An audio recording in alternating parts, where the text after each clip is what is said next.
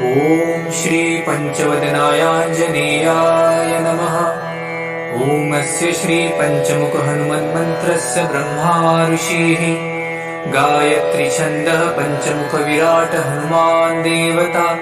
ह्रीं बीजं श्री शक्तिः क्रौकिलकं क्रूकवचं क्रयस्त्राय फट् इति दिग्बन्धः। श्री गरुड उवाच अथ ध्यानं प्रवक्ष्यामि शृणु सर्वाङ्गसुन्दर। यत्कृतं देवदेवेन ध्यानं हनुमतः प्रियम्। पञ्चवक्त्रं महाभीमं त्रिपञ्चनयनैर्युतं बाहुभिर्दशभिर्युक्तं सर्वकामार्थसिद्धिदम्। पूर्वं तु वानरवक्त्रं कोटिसूर्यसमप्रभम् दंष्ट्राकरालवदनं भ्रुकुटिकुटिलेक्षणम्। अस्यैव दक्षिणं वक्त्रं नरसिंहं महाद्भुतम् अत्युग्रतेजोवपुषं भीषणं भयनाशनम्। पश्चिमं गारुडं वक्त्रं वक्रतुण्डं महाबलं सर्वनागप्रशमनं विषभूतादिकृन्तनम्। उत्तरं सौकरं वक्त्रं कृष्णं दीप्तं नभोपमं पातालसिंहवेताल ज्वररोगादिकृन्तनम्। ऊर्ध्वहयाननं घोरं दानवान्तकरं परं येन वक्त्रेण विप्रेन्द तारकाख्यं महासुरम्।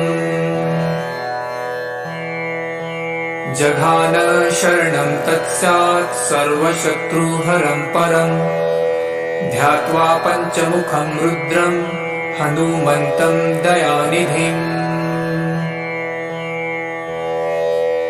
खड्गं त्रिशूलखड्वाङ्गं पाशमङ्कुशपर्वतं मुष्टिकौमदिकी वृक्षं धारयन्तं कमण्डलुम्। भिन्दीपालं ध्यानमृदां दशभिर्मुनिपुङ्गवम् एतान्यायुधजालानि धारयन्त भजाम्यहम्। प्रेतासनोपविष्टं तं सर्वाभरणभूषितं दिव्यमाल्याम्बरधरं दिव्यगन्धानुलेपनम्। सर्वाश्चर्यमयं देवं हनुमद्विशतोमुखं पञ्चास्यमच्युतमनेकविचित्रवर्णवक्त्रं शशाङ्कशिखरं कपिराजवर्यं पीताम्बरादिमुकुटैरुपशोभिताङ्गं पिङ्गाक्षमाद्यमनिशं मनसा स्मरामि। मर्कटेशमहोत्साहं सर्वशत्रुहरं परं शत्रुसंहरमारक्ष श्रीमन्नापदमुद्धरम्। ॐ हरिमर्कटमर्कट मन्त्रमिदं परिलिख्यति लिख्यति वामतले। यदि नश्यन्ति नश्यन्ति शत्रुकुलं यदि मुच्यति मुच्यति वामलता। ॐ हरिमर्कटाय स्वाहा। ॐ नमो भगवते पंचवदनाय पूर्वकपिमुखाय सकलशत्रुसंहारकाय स्वाहा। ॐ नमो भगवते पंचवदनाय दक्षिणमुखाय करालवदनाय नरसिंहाय सकलभूतप्रमथनाय स्वाहा।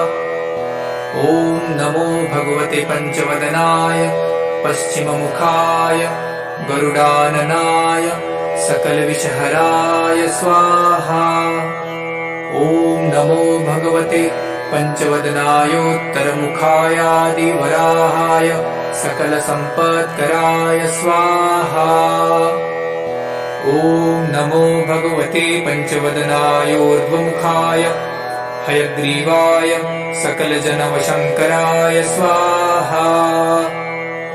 ॐ ॐ अस्य श्री पञ्चमुख हनुमन्मन्त्रस्य श्रीरामचन्द्र ऋषिः अनुष्टुप्छन्दः पञ्चमुखवीर हनुमान देवता हनुमानिति बीजम् वायुपुत्र इति शक्तिः अञ्जनीसुत इति कीलकम् श्रीरामदूत हनुमत्प्रसाद सिद्ध्यर्थे जपे विनियोगः इति ऋषादिकम् विनश्येत। ॐ अञ्जनीसुताय अङ्गुष्ठाभ्याम् नमः। ॐ रुद्रमूर्तये तर्जनीभ्याम् नमः। ॐ वायुपुत्राय मध्यमाभ्याम् नमः। ॐ अग्निगर्भाय अनामिकाभ्याम् नमः। ॐ रामदूताय कनिष्ठिकाभ्याम् नमः।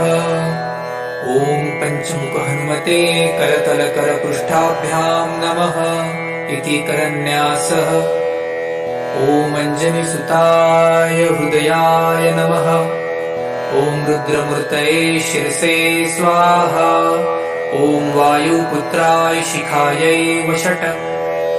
ॐ अग्निगर्भाय कवचाय हुम्। ॐ रामदूताय नेत्रत्रयाय वषट्। ॐ पञ्चमुख हनुमते अस्त्राय फट्। पञ्चमुख हनुमते स्वाहा इति दिग्बन्धः। अथ ध्यानम्। वन्दे वानरनारसिंह खगराट्क्रोडाश्ववक्त्रान्वितम् दिव्यालङ्करणम् त्रिपञ्चनयनम् देवीप्यमानम् ऋचा हस्ताब्जैलशिखेटपुस्तकसुधारकुम्भाट्कृशाद्रीहलम् खट्वाङ्गम् फणिगुरुहम् दशभुजम् सर्वारिवीरापहम्। अथ मन्त्रः। ॐ श्रीरामदूताय आञ्जनेयाय वायुपुत्राय महाबलपरक्रमाय सीतादुःखनिवारणाय लङ्कादहनकारणाय महाबलप्रचण्डाय फाल्गुनसखाय कोलाहलसकलब्रह्माण्डविश्वरूपाय सप्तसमुद्रनिर्लङ्घनाय पिङ्गलनयनायामेतविक्रमाय सूर्यबिम्बफलसेवनाय दुष्टनिवारणाय दृष्टिनीरालङ्कृताय सञ्जीविनी सञ्जीविताङ्गदलक्ष्मणमहाकपिसैन्यप्राणदाय दशकण्ठविध्वंसनाय रामेष्टाय महाफाल्गुनसखाय सीतासहित रामवरप्रदाय षट्प्रयोगागम पञ्चमुखवीर हनुमन्मन्त्रजपे विनियोगः। ॐ हरिमर्कटमर्कटाय बं बं बं बं बं वौषट स्वाहा। ॐ हरिमर्कटमर्कटाय फं फं फं फं फं फट स्वाहा। ॐ हरिमर्कटमर्कटाय खें खें खें खें खें मारणाय स्वाहा। ॐ हरिमर्कटमर्कटाय लुं लुं लुं लुं लुं आकर्षितसकलसम्पत्कराय स्वाहा। ॐ हरिमर्कटमर्कटाय धं धं धं धं धं शत्रुस्तम्भनाय स्वाहा। ॐ टं टं टं टं टं कूर्ममूर्तये पञ्चमुखवीर हनुमते परयन्त्रपरतन्त्रोच्चाटनाय स्वाहा। ॐ कं खं गं घं डं चं चं जं झं त्रं टं ठं डं ढं नं तं थं दं धं नं पं फं बं भं मं यं रं लं वं शं शं सं हं रं शं स्वाहा इति दिग्बन्धः। ॐ पूर्वकपिमुखाय पञ्चमुख हनुमते टं टं टं टं टं सकलशत्रुसंहारणाय स्वाहा। ॐ दक्षिणमुखाय पञ्चमुख हनुमते करालवदनाय नरसिंहाय ॐ ह्रां ह्रीं ह्रूं ह्रैं ह्रौं ह्र सकलभूतप्रेतदमनाय स्वाहा। ॐ पश्चिममुखाय गरुडाननाय पञ्चमुख हनुमते मं मं मं मं मं सकलविषहराय स्वाहा। ॐ उत्तरमुखाय देवराहाय लं लं लं लं लं नृसिंहाय नीलकण्ठमूर्तये पञ्चमुख हनुमते स्वाहा। ॐ ऊर्ध्वमुखाय हयग्रीवाय रुं रुं रुं रुं रुं रुद्रमूर्तये सकलप्रयोजननिर्वाहकाय स्वाहा। ॐ ॐ अंजनीसुताय वायुपुत्राय महाबलाय सीताशोकनिवारणाय श्रीरामचन्द्रकृपापादुकाय महावीर्यप्रमथनाय ब्रह्माण्डनाथाय कामदाय पञ्चमुखवीर हनुमते स्वाहा। भूतप्रेतपिशाच ब्रह्मराक्षसशाकिनी डाकिन्यन्तरिक्षग्रह परयन्त्रपरतन्त्रोच्चाटनाय स्वाहा। सकलप्रयोजननिर्वाहकाय पञ्चमुखवीर हनुमते श्रीरामचन्द्रवरप्रसादाय जं जं जं जं जं स्वाहा। इदं कवचं पठित्वां तु महाकवचं पठेन्नरः एकवारं जपेत् स्तोत्रं सर्वशत्रुनिवारणम्। द्विवारं तु पठे नित्यं पुत्रपौत्रप्रवर्धनम्। त्रिवारं च पठे नित्यं सर्वसम्पत्करं शुभम्। चतुर्वारं पठे नित्यं सर्वरोगनिवारणम्। पञ्चवारं पठे नित्यं सर्वलोकवशङ्करम्। शङ्कारं च पठे नित्यं सर्वदेववशङ्करम्। सप्तवारं पठे नित्यं सर्वसौभाग्यदायकम्। अष्टवारं पठे नित्यमिष्टकामार्थसिद्धिदम्। नववारं पठे नित्यं राजभोगमवाप्नुयात्। दशवारं पठे नित्यं त्रैलोक्यज्ञानदर्शनम्। रुद्रावृत्तिं पठे नित्यं सर्वसिद्धिर्भवेत् ध्रुवम्। निर्बलो रोगयुक्तश्च महाव्याध्यादिपीडितः कवचस्मरणेनैव महाबलमवाप्नुयात्। इति श्रीसुदर्शनसंहितायां श्रीरामचन्द्रसीताप्रोक्तं श्रीपञ्चमुखहनुमत्कवचं सम्पूर्णम्। ॐ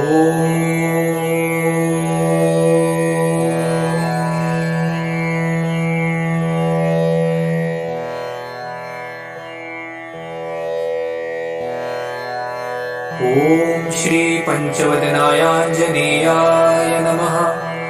ॐ अस्य श्रीपञ्चमुखहनुमन्मन्त्रस्य ब्रह्मा ऋषिः गायत्रीछन्दः पञ्चमुखविराट हनुमान् देवता। ह्रीं बीजं श्रीशक्तिः क्रौकिलकं क्रूकवचं क्रय्यस्त्राय फट् इति दिग्बन्धः।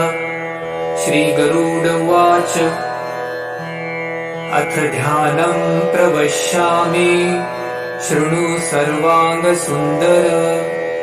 यत्कृतं देवदेवेन ध्यानं हनुमतः प्रियम्। पञ्चवक्त्रं महाभीमं त्रिपञ्चनयनैर्युतं। बाहुभिर्दशभिर्युक्तं सर्वकामार्थसिद्धिदम्। पूर्वं तु वानरवक्त्रं कोटिसूर्यसमप्रभम्। दंष्ट्राकरालवदनं भ्रुकुटीकुटिलेक्षणम्। अस्यैव दक्षिणं वक्त्रं नरसिंहं महाद्भुतम्। अत्युग्रतेजोवपुषं भीषणं भयनाशनम्। पश्चिमं गारुडं वक्त्रं वक्रतुण्डं महाबलम्। सर्वनागप्रशमनम् विषभूतादिकृन्तनम्। उत्तरं सौकरं वक्त्रं कृष्णं दीप्तं नभोपमम्। पातालसिंहवेताल ज्वररोगादिकृन्तनम्। ऊर्ध्वहयाननं घोरं दानवान्तकरं परम्। येन वक्त्रेण विप्रेन्द तारकाख्यं महासुरम्। जघान शरणं तत्स्यात् सर्वशत्रुहरं परम्। ध्यात्वा पञ्चमुखं रुद्रं हनुमन्तं दयानिधिम्। खड्गं त्रिशूलखड्वाङ्गं पाशमङ्कुशपर्वतम् मुष्टिकौमदिकी वृक्षं धारयन्तं कमण्डलुम् भिन्दीपालं ध्यानमृदां दशभिर्मुनिपुङ्गवम् एतान्यायुधजालानि धारयन्त भजाम्यहम् प्रेतासनोपविष्टं तं सर्वाभरणभूषितं दिव्यमाल्याम्बरधरं दिव्यगन्धानुलेपनम्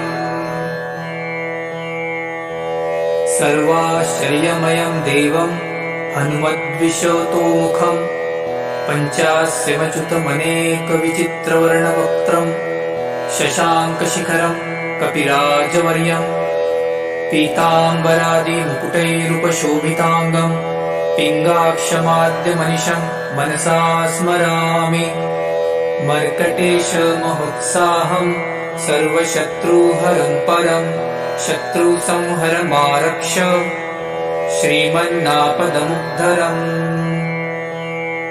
ॐ हरिमर्कटमर्कटमन्त्रमिदं परिलिख्यति लिख्यति वामतले यदि नश्यन्ति नश्यन्ति शत्रुकुलं यदि मुच्यति मुच्यति वामलता ॐ हरिमर्कटाय स्वाहा ॐ नमो भगवते पञ्चवदनाय पूर्वकपिमुखाय सकलशत्रुसंहारकाय स्वाहा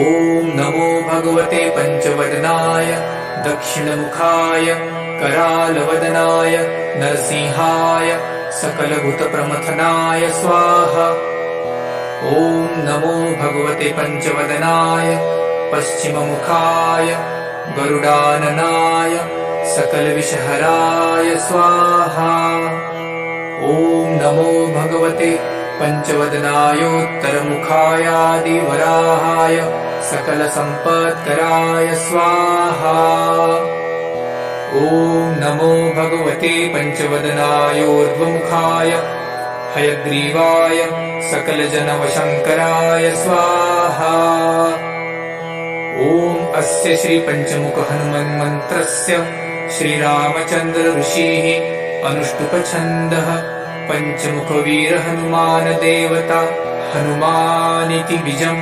वायुपुत्र इति शक्तिः अञ्जनीसुत इति किलकम् श्रीरामदूत हनुमत्प्रसादसिद्ध्यर्थे जपे विनियोगः इति ऋषादिकं विनश्येत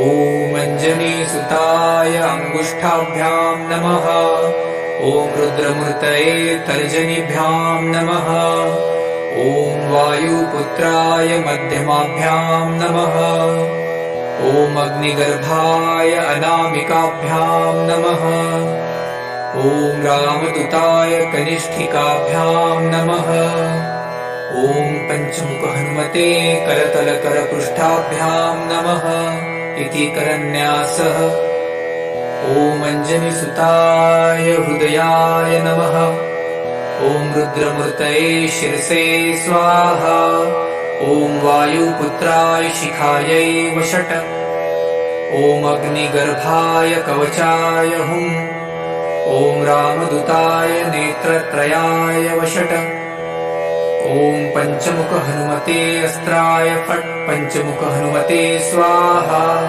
इति दिग्बन्धः अथ ध्यानम् वन्दे वानरनारसिंह खगराट्क्रोडाश्ववक्त्रान्वितं दिव्यालङ्करणं त्रिपञ्चनयनं देवीप्यमानं रुचा हस्ताब्जैरशिखेटपुस्तकसुधारकुम्भाट्कुशाद्रीहलम् खट्वाङ्गं फणिगुरुहं दशभुजं सर्वारिवीरापहम् अथ मन्त्रः ॐ श्रीरामदूतायाञ्जनेयाय वायुपुत्राय महाबलपरक्रमाय सीतादुःखनिवारणाय लङ्कादहनकारणाय महाबलप्रचण्डाय फाल्गुनसखाय कोलाहलसकलब्रह्माण्डविश्वरूपाय सप्तसमुद्रनिर्लङ्घनाय पिङ्गलनयनायामेतविक्रमाय सूर्यबिम्बफलसेवनाय दुष्टनिवारणाय दृष्टिनिरालङ्कृताय सञ्जीविनी सञ्जीविताङ्गदलक्ष्मणमहाकपिसैन्यप्राणदाय दशकण्ठविध्वंसनाय रामेष्टाय महाफाल्गुनसखाय सीतासहित रामवरप्रदाय षट्प्रयोगागमपञ्चमुखवीर हनुमन्मन्त्रजपे विनियोगः। ॐ हरिमर्कटमर्कटाय बं बं बं बं बं वौषट स्वाहा। ॐ हरिमर्कटमर्कटाय फं फं फं फं फं फट स्वाहा। ॐ हरिमर्कटमर्कटाय खें खें खें खें खें मारणाय स्वाहा। ॐ हरिमर्कटमर्कटाय लुं लुं लुं लुं लुं आकर्षित सकलसम्पत्कराय स्वाहा। ॐ हरिमर्कटमर्कटाय धं धं धं धं धं शत्रुस्तम्भनाय स्वाहा। ॐ टं टं टं टं टं कूर्ममूर्तये पञ्चमुखवीर हनुमते परयन्त्रपरतन्त्रोच्चाटनाय स्वाहा। ॐ कं खं गं घं डं चं चं जं झं त्रं टं ठं डं धं नं तं थं दं धं नं पं फं बं भं मं यं रं लं वं शं शं सं हं रं शं स्वाहा इति दिग्बन्धः। ॐ पूर्वकपिमुखाय पञ्चमुख हनुमते टं टं टं टं टं सकलशत्रुसंहारणाय स्वाहा। ॐ दक्षिणमुखाय पञ्चमुख हनुमते करालवदनाय नरसिंहाय ॐ ह्रां ह्रीं ह्रूं ह्रैं ह्रौं ह्रः सकलभूतप्रेतदमनाय स्वाहा। ॐ पश्चिममुखाय गरुडाननाय पञ्चमुख हनुमते मं मं मं मं मं सकलविषहराय स्वाहा। ॐ उत्तरमुखाय दीवराहाय लं लं लं लं लं नृसिंहाय नीलकण्ठमूर्तये पञ्चमुख हनुमते स्वाहा। ॐ ऊर्ध्वमुखाय हयग्रीवाय रुं रुं रुं रुं रुं रुद्रमूर्तये सकलप्रयोजननिर्वाहकाय स्वाहा। ॐ अञ्जनिसुताय वायुपुत्राय महाबलाय सीताशोकनिवारणाय श्रीरामचन्द्रकृपापादुकाय महावीर्यप्रमथनाय ब्रह्माण्डनाथाय कामदाय पञ्चमुखवीर हनुमते स्वाहा। भूतप्रेतपिशाच ब्रह्मराक्षसशाकिनी डाकिन्यन्तरिक्षग्रह परयन्त्रपरतन्त्रोच्चटनाय स्वाहा। सकलप्रयोजननिर्वाहकाय पञ्चमुखवीर हनुमते श्रीरामचन्द्रवरप्रसादाय जं जं जं जं जं स्वाहा। इदं कवचं पठित्वां तु महाकवचं पठेन्नरः एकवारं जपेत् स्तोत्रं सर्वशत्रुनिवारणम्। द्विवारं तु पठे नित्यं पुत्रपौत्रप्रवर्धनम्। त्रिवारं च पठे नित्यं सर्वसम्पत्करं शुभम्। चतुर्वारं पठे नित्यं सर्वरोगनिवारणम्। पञ्चवारं पठे नित्यं सर्वलोकवशङ्करम्। शङ्कारं च पठे नित्यं सर्वदेववशङ्करम्। सप्तवारं पठे नित्यं सर्वसौभाग्यदायकम्। अष्टवारं पठे नित्यमिष्टकामार्थसिद्धिदम्। नववारं पठे नित्यं राजभोगमवाप्नुयात्। दशवारं पठे नित्यं त्रैलोक्यज्ञानदर्शनम्। रुद्रावृत्तिं पठे नित्यं सर्वसिद्धिर्भवेत् ध्रुवम्। निर्बलो रोगयुक्तश्च महाव्याध्यादिपीडितः कवचस्मरणेनैव महाबलमवाप्नुयात् इति श्रीसुदर्शनसंहितायां श्रीरामचन्द्रसीता प्रोक्तं श्रीपञ्चमुख हनुमत्कवचं सम्पूर्णम्।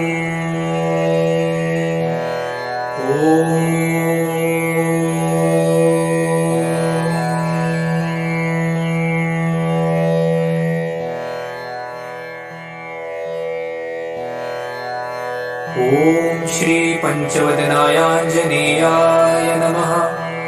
ॐ अस्य श्री पञ्चमुख हनुमन्मन्त्रस्य ब्रह्मा ऋषिः गायत्री छन्दः पञ्चमुख विराट हनुमान् देवता। ह्रीं बीजं श्रीशक्तिः क्रौकिलकं क्रूकवचं क्रय्यस्त्राय फट् इति दिग्बन्धः। श्रीगरुड उवाच अथ ध्यानं प्रवक्ष्यामि शृणु सर्वाङ्गसुन्दर। यत्कृतं देवदेवेन ध्यानं हनुमतः प्रियम्। पञ्चवक्त्रं महाभीमं त्रिपञ्चनयनैर्युतं बाहुभिर्दशभिर्युक्तं सर्वकामार्थसिद्धिदम्। पूर्वं तु वानरवक्त्रं कोटिसूर्यसमप्रभम् दंष्ट्राकरालवदनं भ्रुकुटिकुटिलेक्षणम्। अस्यैव दक्षिणं वक्त्रं नरसिंहं महाद्भुतम् अत्युग्रतेजोवपुषं भीषणं भयनाशनम्। पश्चिमं गारुडं वक्त्रं वक्रतुण्डं महाबलं सर्वनागप्रशमनं विषभूतादिकृन्तनम्। उत्तरं सौकरं वक्त्रं कृष्णं दीप्तं नभोपमं पातालसिंहवेताल ज्वररोगादिकृन्तनम्।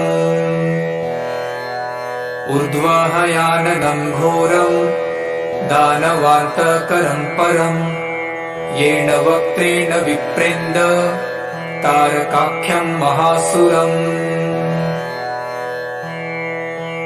जघान शरणं तत्स्यात् सर्वशत्रुहरं परं ध्यात्वा पञ्चमुखं रुद्रं हनुमन्तं दयानिधिम्। खड्गं त्रिशूलखड्वाङ्गं पाशमङ्कुशपर्वतं मुष्टिकौमदिकी वृक्षं धारयन्तं कमण्डलुम्। भिन्दीपालं ध्यानमृदां दशभिर्मुनिपुङ्गवम् एतान्यायुधजालानि धारयन्त भजाम्यहम्। प्रेतासनोपविष्टं तं सर्वाभरणभूषितं दिव्यमाल्याम्बरधरं दिव्यगन्धानुलेपनम्।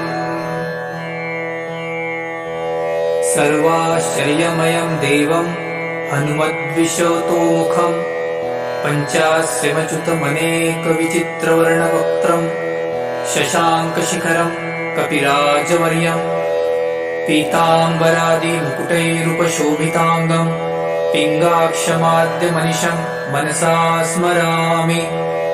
मर्कटेशमहोत्साहं सर्वशत्रुहरं परं शत्रुसंहरमारक्ष श्रीमन्नापदमुद्धरम्।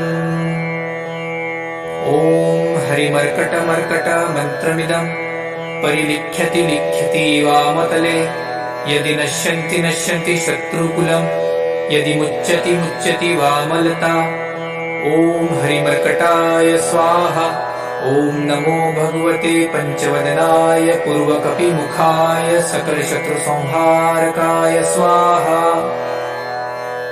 ॐ नमो भगवते पञ्चवदनाय दक्षिणमुखाय करालवदनाय नरसिंहाय सकलभूतप्रमथनाय स्वाहा।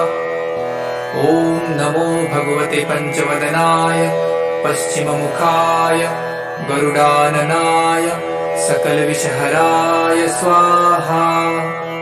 ॐ नमो भगवते पञ्चवदनायोत्तरमुखायादिवराहाय सकलसम्पत्कराय स्वाहा। ॐ नमो भगवते पञ्चवदनायोर्ध्वमुखाय हयग्रीवाय सकलजनवशङ्कराय स्वाहा।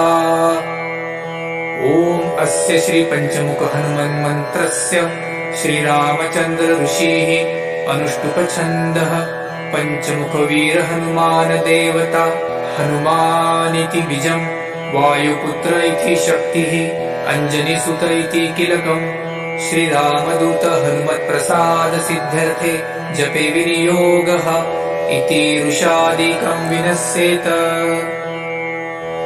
ॐ अंजनीसुताय अंगुष्ठाभ्यां नमः। ॐ रुद्रमूर्तये तर्जनीभ्यां नमः। ॐ वायुपुत्राय मध्यमाभ्यां नमः। ॐ अग्निगर्भाय अनामिकाभ्यां नमः।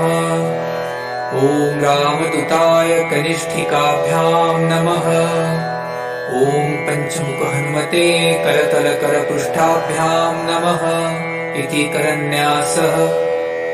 ॐ अंजनीसुताय हृदयाय नमः।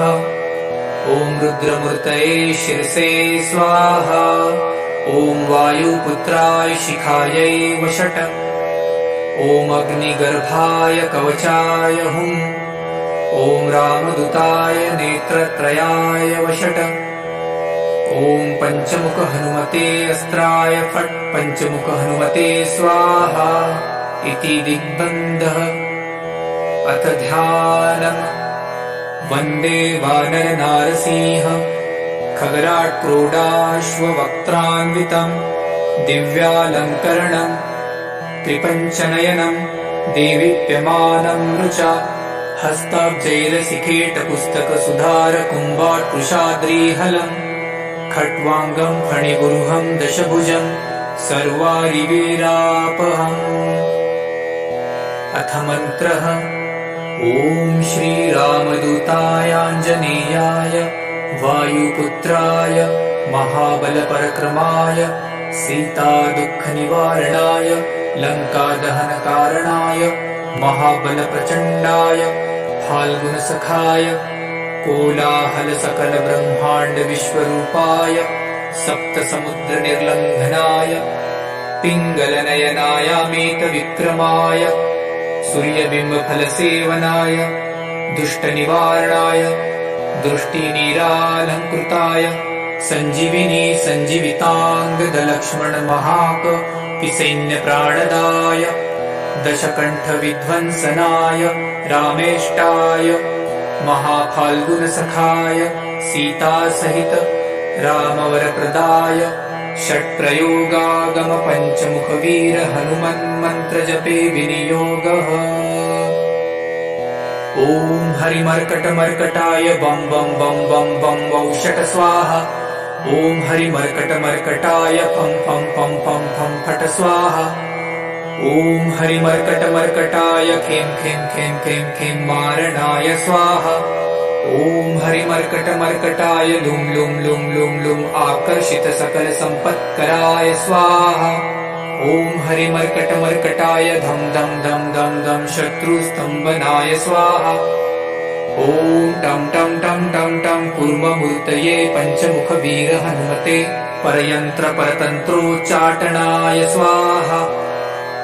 ॐ कं खं गं घं डं चं चं जं झं त्रं टं ठं डं ढं नं तं थं दं धं नं पं फं बं भं मं यं रं लं वं शं शं सं हं रं शं स्वाहा इति दिग्बन्धः।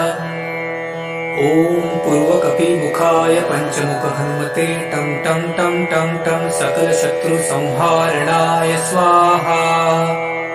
ॐ दक्षिणमुखाय पंचमुख हनुमते करालवदनाय नरसिंहाय ॐ ह्रां ह्रीं ह्रूं ह्रैं ह्रौं ह्रः सकलभूतप्रेतदमनाय स्वाहा।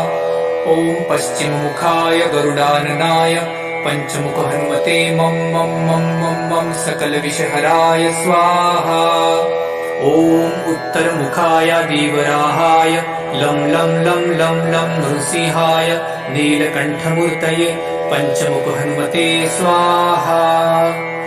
ॐ ऊर्ध्वमुखाय हयग्रीवाय रुं रुं रुं रुं रुं रुद्रमूर्तये सकलप्रयोजननिर्वाहकाय स्वाहा। ॐ ॐ अञ्जनिसुताय वायुपुत्राय महाबलाय सीताशोकनिवारणाय श्रीरामचन्द्रकृपापादुकाय महावीर्यप्रमथनाय ब्रह्माण्डनाथाय कामदाय पञ्चमुखवीरहनुमते स्वाहा।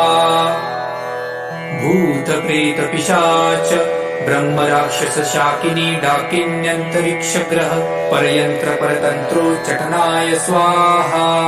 सकलप्रयोजननिर्वाहकाय पञ्चमुखवीरहनुमते श्रीरामचन्द्रवरप्रसादाय जं जं जं जं जं स्वाहा। इदं कवचं पठित्वां तु महाकवचं पठेन्नरः एकवारं जपेत् स्तोत्रं सर्वशत्रुनिवारणम्।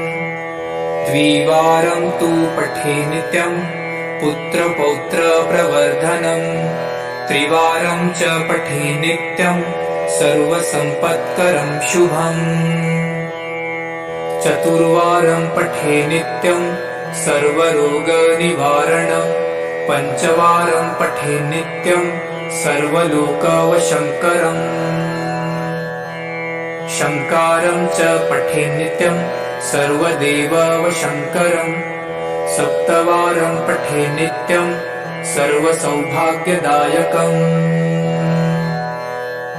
अष्टवारं पठे नित्यमिष्टकामार्थसिद्धिदम्। नववारं पठे नित्यं राजभोगमवाप्नुयात्। दशवारं पठे नित्यं त्रैलोक्यज्ञानदर्शनम्। रुद्रावृत्तिं पठे नित्यं सर्वसिद्धिर्भवेत् ध्रुवम्। निर्बलो रोगयुक्तश्च महाव्याध्यादिपीडितः कवचस्मरणेनैव महाबलमवाप्नुयात्। इति श्रीसुदर्शनसंहितायां श्रीरामचन्द्रसीताप्रोक्तं श्रीपञ्चमुखहनुमत्कवचं सम्पूर्णम्। ॐ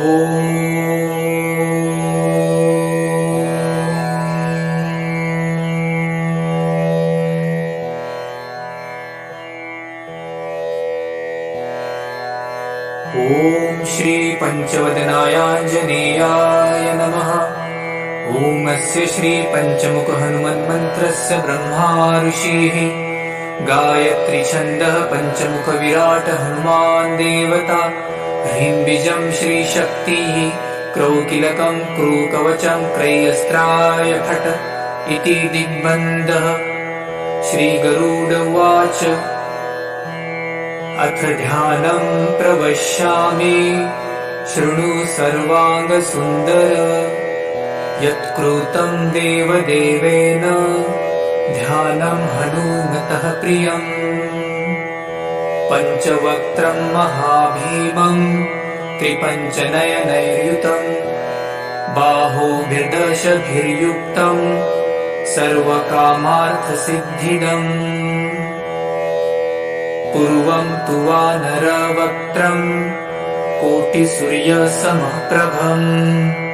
दंष्ट्राकरालवदनं भ्रुकुटिकुटिलेक्षणम्। अस्यैव दक्षिणं वक्त्रं नरसिंहं महाद्भुतम्। अत्युग्रतेजोवपुषं भीषणं भयनाशनम्। पश्चिमं गारुडं वक्त्रं वक्रतुण्डं महाबलम्। सर्वनागप्रशमनम् विषभूतादिकृन्तनम्। उत्तरं सौकरं वक्त्रं कृष्णं दीप्तं नभोपमम्। पातालसिंहवेताल ज्वररोगादिकृन्तनम्। ऊर्ध्वहयानदं घोरं दानवान्तकरं परम्। येन वक्त्रेण विप्रेन्द तारकाख्यं महासुरम्। जघान शरणं तत्स्यात् सर्वशत्रुहरं परम्। ध्यात्वा पञ्चमुखं रुद्रं हनुमन्तं दयानिधिम्। खड्गं त्रिशूलखड्वाङ्गं पाशमङ्कुशपर्वतं मुष्टिकौमदिकी वृक्षं धारयन्तं कमण्डलुम्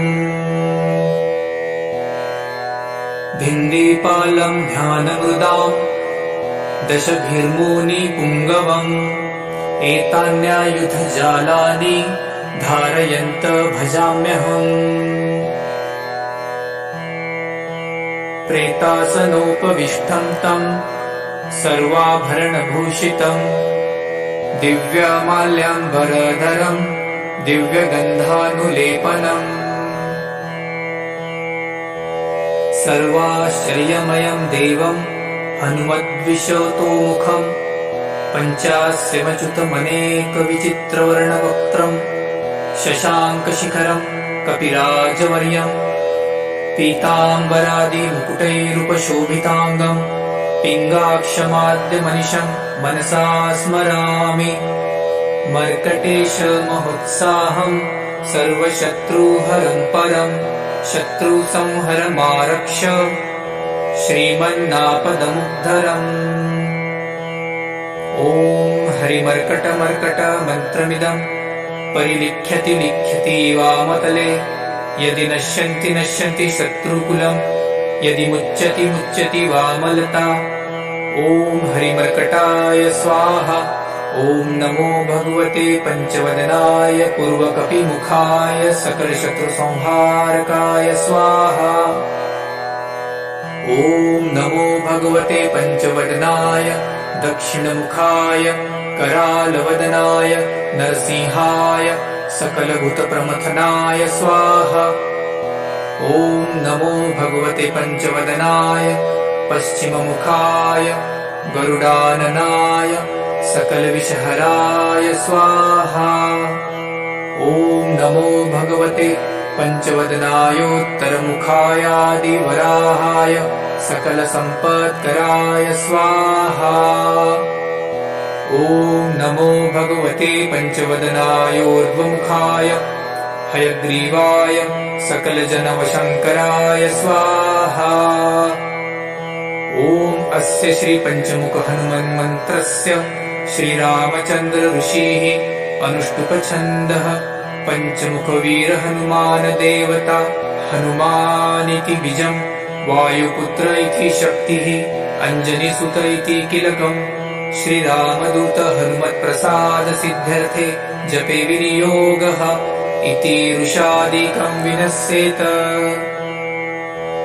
ॐ अञ्जनीसुताय अङ्गुष्ठाभ्यां नमः ॐ रुद्रमूर्तये तर्जनीभ्यां नमः ॐ वायुपुत्राय मध्यमाभ्यां नमः ॐ अग्निगर्भाय अनामिकाभ्यां नमः ॐ रामदूताय कनिष्ठिकाभ्यां नमः ॐ पञ्चमुखहनुमते करतलकरपृष्ठाभ्यां नमः इति करन्यासः ॐ अञ्जनीसुताय हृदयाय नमः ॐ रुद्रमूर्तये शिरसे स्वाहा ॐ वायुपुत्राय शिखायै वषट् ॐ अग्निगर्भाय कवचाय हुम् ॐ रामदूताय नेत्रत्रयाय वषट् ॐ पञ्चमुखहनुमते अस्त्राय फट् पञ्चमुखहनुमते स्वाहा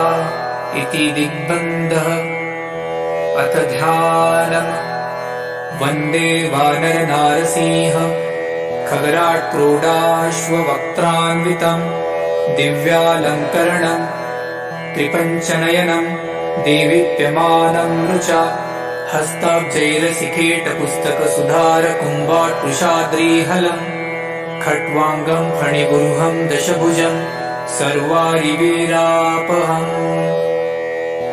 अथ मन्त्रः ॐ श्रीरामदूतायाञ्जनेयाय वायुपुत्राय महाबलपरक्रमाय सीतादुःखनिवारणाय लङ्कादहनकारणाय महाबलप्रचण्डाय फाल्गुनसखाय कोलाहलसकलब्रह्माण्डविश्वरूपाय सप्तसमुद्रनिर्लङ्घनाय पिङ्गलनयनायामेतविक्रमाय सूर्यबिम्बफलसेवनाय दुष्टनिवारणाय दृष्टिनिरालङ्कृताय सञ्जीविनी सञ्जीविताङ्गदलक्ष्मणमहाकपिसैन्यप्राणदाय दशकण्ठविध्वंसनाय रामेष्टाय महाफाल्गुनसखाय सीतासहित रामवरप्रदाय षट्प्रयोगागम पञ्चमुखवीर हनुमन्मन्त्रजपे विनियोगः।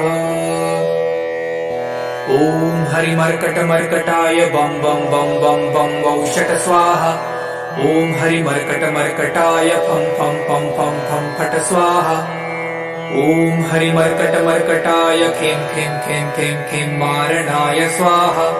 ॐ हरिमर्कटमर्कटाय लुं लुं लुं लुं लुं आकर्षित सकल सम्पत्कराय स्वाहा। ॐ हरिमर्कटमर्कटाय धं धं धं धं धं शत्रुस्तम्भनाय स्वाहा।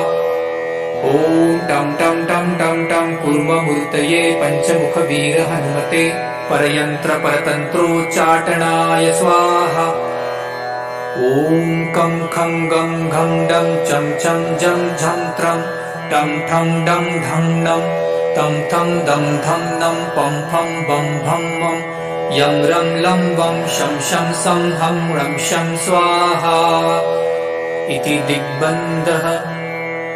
ॐ पूर्वकपिमुखाय पञ्चमुख हनुमते टं टं टं टं टं सकलशत्रुसंहारणाय स्वाहा। ॐ दक्षिणमुखाय पञ्चमुख हनुमते करालवदनाय नरसिंहाय ॐ ह्रां ह्रीं ह्रूं ह्रैं ह्रौं ह्रः सकलभूतप्रेतदमनाय स्वाहा। ॐ पश्चिममुखाय गरुडाननाय पञ्चमुख हनुमते मं मं मं मं मं सकलविषहराय स्वाहा। ॐ उत्तरमुखाय देवराहाय लं लं लं लं लं नृसिंहाय नीलकण्ठमूर्तये पञ्चमुख हनुमते स्वाहा। ॐ ऊर्ध्वमुखाय हयग्रीवाय रुं रुं रुं रुं रुं रुद्रमूर्तये सकलप्रयोजननिर्वाहकाय स्वाहा। ॐ अञ्जनिसुताय वायुपुत्राय महाबलाय सीताशोकनिवारणाय श्रीरामचन्द्रकृपापादुकाय महावीर्यप्रमथनाय ब्रह्माण्डनाथाय कामदाय पञ्चमुखवीर हनुमते स्वाहा।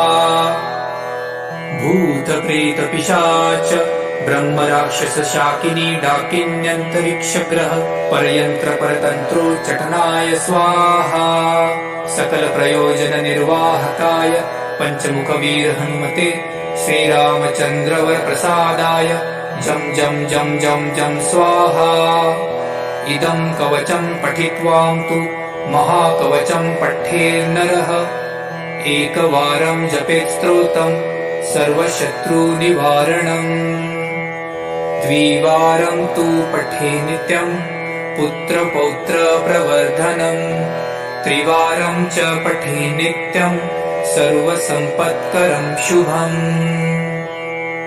चतुर्वारं पठे नित्यं सर्वरोगनिवारणम्। पञ्चवारं पठे नित्यं सर्वलोकवशङ्करम्।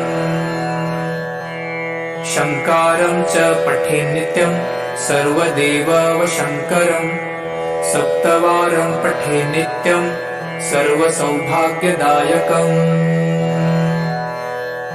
अष्टवारं पठे नित्यमिष्टकामार्थसिद्धिदम्।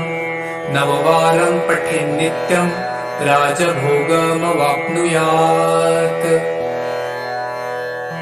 दशवारं पठे नित्यं त्रैलोक्यज्ञानदर्शनम्।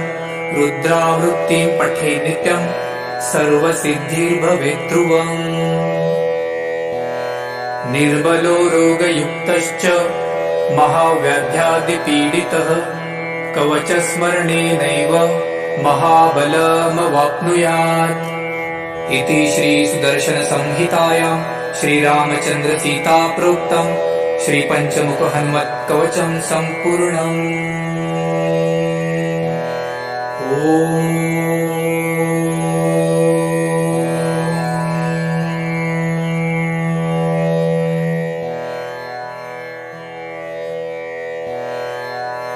ॐ श्री पञ्चवदनायाञ्जनेयाय नमः।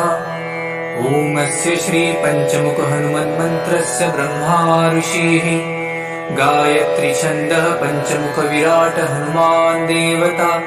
ह्रीं बीजं श्रीशक्तिः क्रौकिलकं क्रूकवचं क्रयस्त्राय फट इति दिग्बन्धः। श्रीगरुड उवाच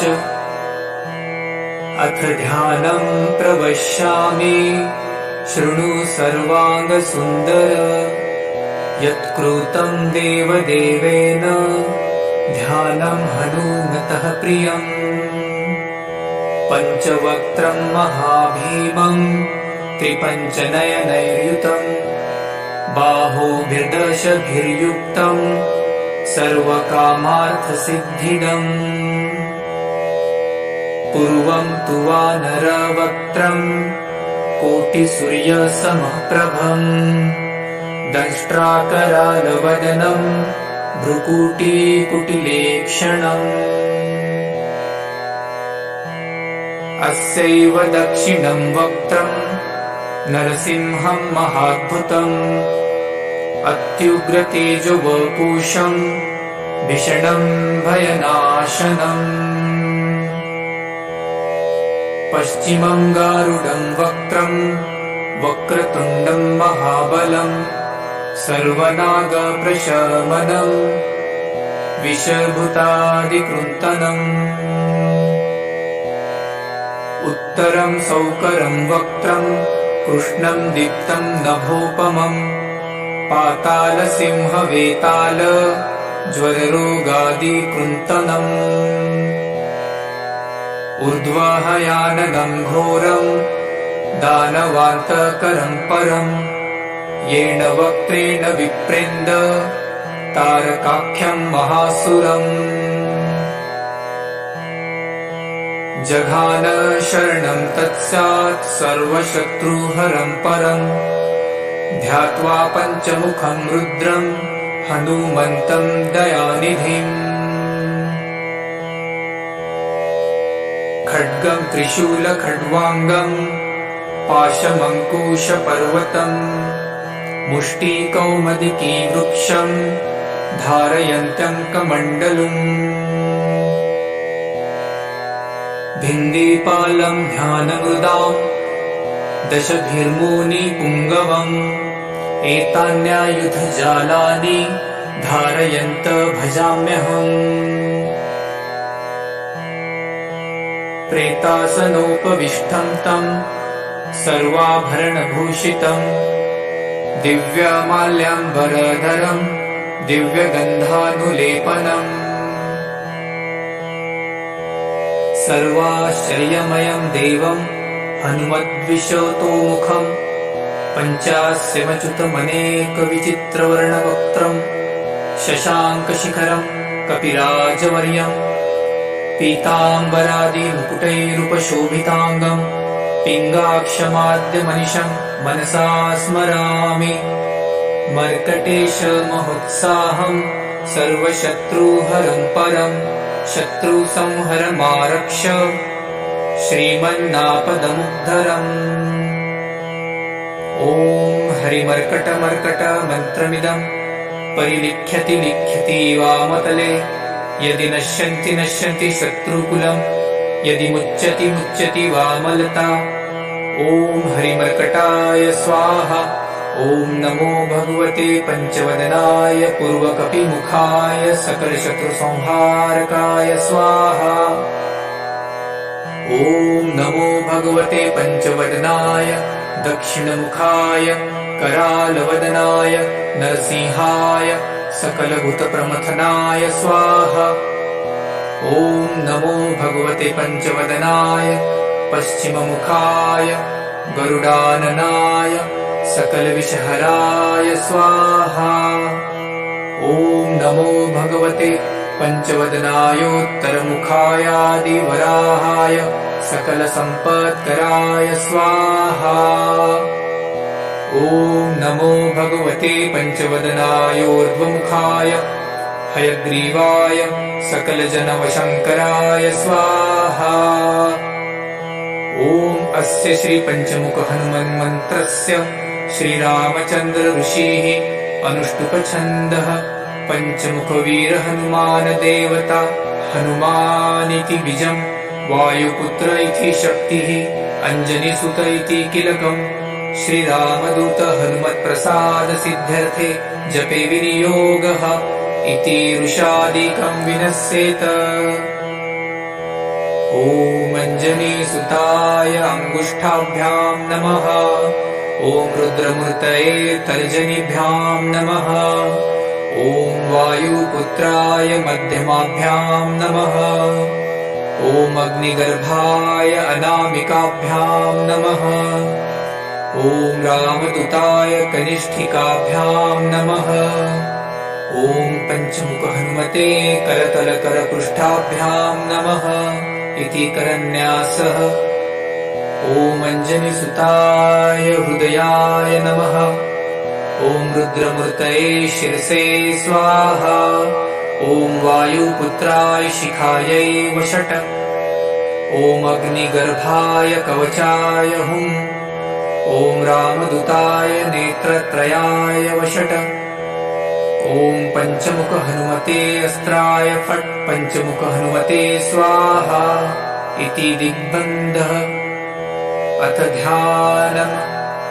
वन्दे वानर नारसिंह खगराट् क्रोडाश्ववक्त्रान्वितम् दिव्यालङ्करणम् त्रिपञ्चनयनम् देवीप्यमानम् रुचा हस्ताब्जैरसिखेटपुस्तकसुधारकुम्भाट्कृशाद्रीहलम् खट्वाङ्गम् फणिगुरुहम् दशभुजम् सर्वारिवीरापहम्। अथ मन्त्रः। ॐ श्रीरामदूतायाञ्जनेयाय वायुपुत्राय महाबलपरक्रमाय सीतादुःखनिवारणाय लङ्कादहनकारणाय महाबलप्रचण्डाय फाल्गुनसखाय कोलाहलसकलब्रह्माण्डविश्वरूपाय सप्तसमुद्रनिर्लङ्घनाय पिङ्गलनयनायामेतविक्रमाय सूर्यबिम्बफलसेवनाय दुष्टनिवारणाय दृष्टिनीरालङ्कृताय सञ्जीविनी सञ्जीविताङ्गदलक्ष्मण महाकपिसैन्यप्राणदाय दशकण्ठविध्वंसनाय रामेष्टाय महाफाल्गुनसखाय सीतासहित रामवरप्रदाय षट्प्रयोगागम पंचमुखवीर हनुमन्मन्त्रजपे विनियोगः। ॐ हरिमर्कटमर्कटाय बं बं बं बं बं वौषट स्वाहा। ॐ हरिमर्कटमर्कटाय फं फं फं फं फं फट स्वाहा।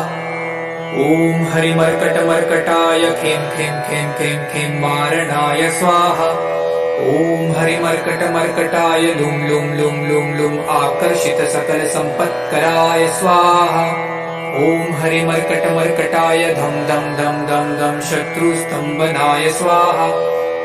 ॐ टं टं टं टं टं कूर्ममूर्तये पंचमुखवीर हनुमते परयन्त्रपरतन्त्रोच्चाटनाय स्वाहा। ॐ कं खं गं घं डं चं चं जं झं त्रं टं ठं डं ढं नं तं थं दं धं नं पं फं बं भं मं यं रं लं वं शं शं सं हं रं शं स्वाहा इति दिग्बन्धः। ॐ पूर्वकपिमुखाय पंचमुख हनुमते टं टं टं टं टं सकलशत्रुसंहारणाय स्वाहा। ॐ दक्षिणमुखाय पंचमुख हनुमते करालवदनाय नरसिंहाय ॐ ह्रां ह्रीं ह्रूं ह्रैं ह्रौं ह्रः सकलभूतप्रेतदमनाय स्वाहा। ॐ पश्चिममुखाय गरुडाननाय पंचमुख हनुमते मं मं मं मं मं सकलविषहराय स्वाहा। ॐ उत्तरमुखाय देवराहाय लं लं लं लं लं नृसिंहाय नीलकण्ठमूर्तये पंचमुख हनुमते स्वाहा। ॐ ऊर्ध्वमुखाय हयग्रीवाय रुं रुं रुं रुं रुं रुद्रमूर्तये सकलप्रयोजननिर्वाहकाय स्वाहा। ॐ ॐ अञ्जनिसुताय वायुपुत्राय महाबलाय सीताशोकनिवारणाय श्रीरामचन्द्रकृपापादुकाय महावीर्यप्रमथनाय ब्रह्माण्डनाथाय कामदाय पञ्चमुखवीरहनुमते स्वाहा। भूतप्रेतपिशाच ब्रह्मराक्षसशाकिनी डाकिन्यन्तरिक्षग्रह परयन्त्रपरतन्त्रोच्चाटनाय स्वाहा। सकलप्रयोजननिर्वाहकाय पञ्चमुखवीरहनुमते श्रीरामचन्द्रवरप्रसादाय जं जं जं जं जं स्वाहा। इदं कवचं पठित्वां तु महाकवचं पठेन्नरः एकवारं जपेत् स्तोत्रं सर्वशत्रुनिवारणम्। द्विवारं तु पठेत् नित्यं पुत्रपौत्रप्रवर्धनम्। त्रिवारं च पठेत् नित्यं सर्वसम्पत्करं शुभम्। चतुर्वारं पठेत् नित्यं सर्वरोगनिवारणम्। पञ्चवारं पठेत् नित्यं सर्वलोकवशङ्करम्। शङ्कारं च पठेत् नित्यं सर्वदेववशङ्करम्। सप्तवारं पठेत् नित्यं सर्वसौभाग्यदायकम्। अष्टवारं पठेत् नित्यमिष्टकामार्थसिद्धिदम्। नववारं पठेत् नित्यं